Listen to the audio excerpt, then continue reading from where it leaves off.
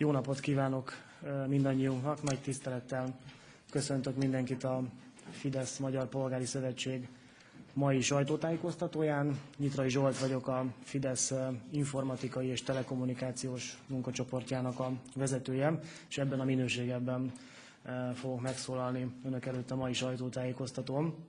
A Fidesz Magyar Polgári Szövetség informatikai és telekommunikációs munkacsoportja az áttekintette azt a törvényjavaslatot, amelyet Hiller István miniszter úr terjesztett az országgyűlés elé, amelyik a nemzeti kulturális alappal foglalkozó törvényjavaslat. Szeretném természetesen előre bocsájtani és hangsúlyozni, hogy mind a Fidesz Magyar Polgári Szövetség, mind pedig annak informatikai és telekommunikációs munkacsoportja természetesen támogatja a kultúrát, a magyar kulturális életet. Azonban az az álláspontunk, az a véleményünk, hogy a kultúra támogatása az nem történhet egy másik kultúra, nevezetesen az internet megsarcolásával, megadóztatásával. Ugyanis ez az említett törvényjavaslat, ez bevezetni kívánja Európában egyébként teljesen egyedülálló és szokatlan módon az internetadót. Ez a törvényjavaslat megadóztatná az internetet. Azt kell, hogy mondjam, hogy miközben Magyarországon érdemi kormányzás az nem folyik, érdemi kormányzás nem történik, a kormánypártok elsősorban egymással és önmagukkal vannak elfoglalva, ami döntés időközben mégis megszületik, vagy intézkedés megszületik, az pedig az embereknek egyértelműen rossz, az nem szolgálja a magyar polgárok, választópolgároknak az érdekét. Mi a Fidesz álláspontja az MSZP és az SZDSZ által bevezetni kívánt internetadóval kapcsolatban? A mi álláspontunk, politikai alapvetésünk egyébként az, hogy alapból nem támogatunk semmilyen típusú adóemelést, vagy újfajta adónem bevezetését. Ugye ezt már többször hangsúlyoztuk, de én fontosnak tartottam most még egyszer megismételni. Nem támogatunk tehát semmilyen adóemelést vagy új adónemet, különös tekintettel, hogyha az az internetre vonatkozik. Nem véletlenül tiltakozott egyébként a közeli napokban több civil szervezet is, több szakmai fórum is a bevezetésre kerülő internetadóval kapcsolatban. Csak hogy kettőt emeljek, ilyen volt az Informatikai Érdekegyeztető Fórum, az Infórum, valamint az IVS, az Informatikai Vállalkozások Szövetsége is. Mi azt mondjuk, hogy az internetadó az egy értelmetlen, felesleges és átgondolatlan dolog, ezért a Fidesz nem is támogatja. Miért értelmetlen, miért rossz dolog az internetadó? Egyrészt azért, mert hogyha megnézzük a különböző adatokat és statisztikákat, akkor egyértelműen azt láthatjuk, hogy a mai Magyarországon körülbelül 4 millió olyan honfitársunk, barátunk él, aki napi szinten nem tud rendszeresen hozzájutni az internethez, az interneten lévő tartalmakhoz. Ez 4 millió ember. Kimondhatjuk, hogy Magyarországon ma digitális szakadék van. A Fidesz célja az, hogy ezt megváltoztassa, eltűnjön ez a digitális szakadék, és ez az előbb említett 4 millió ember is, 4 millió barátunk is hozzájuthasson napi szinten internethez, aki ezt ma nem teheti meg. Ez az internetadó ezzel az általunk képviselt gondolkodásmóddal teljesen ellentétes irányú, ez a digitális szakadékot tovább mélyíti, elzárja az internetet, illetve elzárja az új felhasználókat az internettől.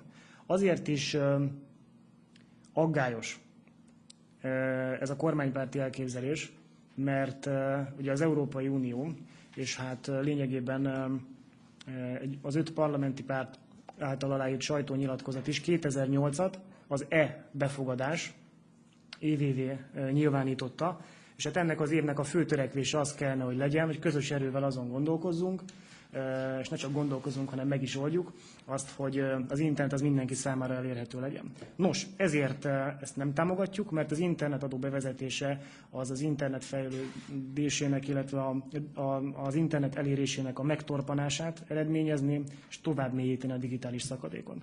Ezért felszólítjuk a mai napon a magyar kormányt, hogy vonja vissza ezt az elképzelését, amelyik az internetadó bevezetésére vonatkozik.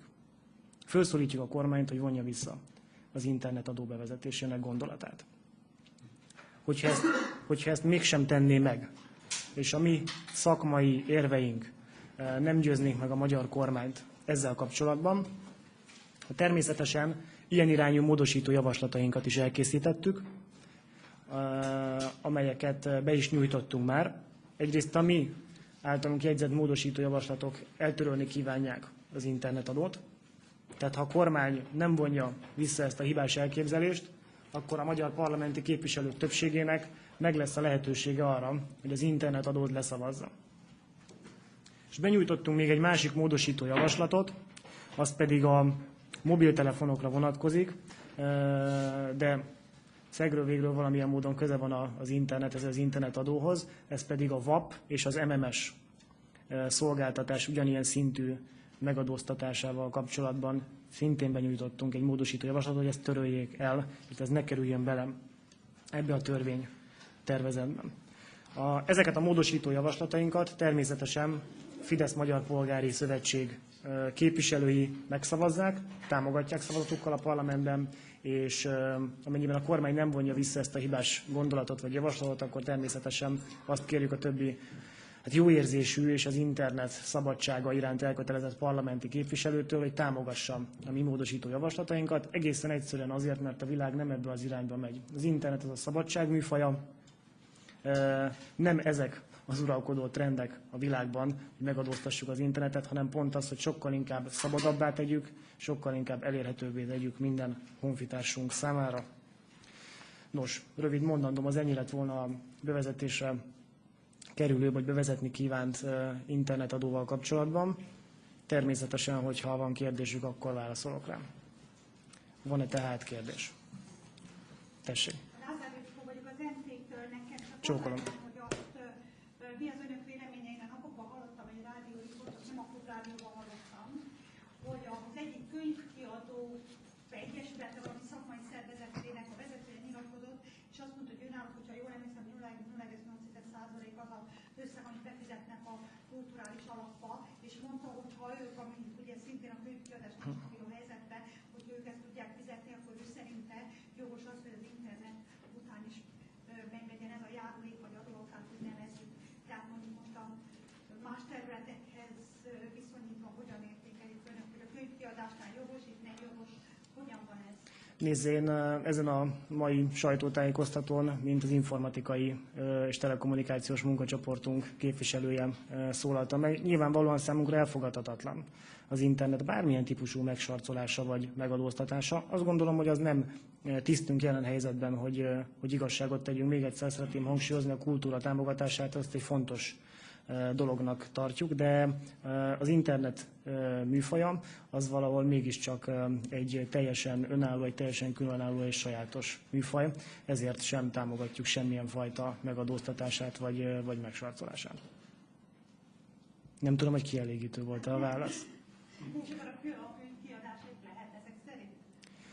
Nézze, ez a mostani szabályozás, amiről én beszélek, nevezetesen az internetadó, valamint a VAP-ra és az MMS-re vonatkozó adó, az újként kerülne bele ebbe a szabályozásba. Tehát ezt egy ilyen új gondolatként semmiképpen sem tartjuk jó iránynak. Én nem tudom, hogy az ön által, vagy a kedves hölgy által a rádióműsorban említett járulék az már jelen pillanatban is benne van a szabályozásban, úgy akkor nyilván benne van. Igen. Nem kívánom ilyen szempontból minősíteni, ezt viszont most bele kívánják tenni, tehát ennyiben az adóztatásnak a körét azt szélesíteni kívánják, és ez a mi elvi álláspontunkkal teljesen ellentétes. Van-e még kérdés? Hogyha nincs, akkor köszönöm szépen, hogy eljöttek, és jó hétvégét kívánok önöknek a holnapi napra. Viszontlátásra!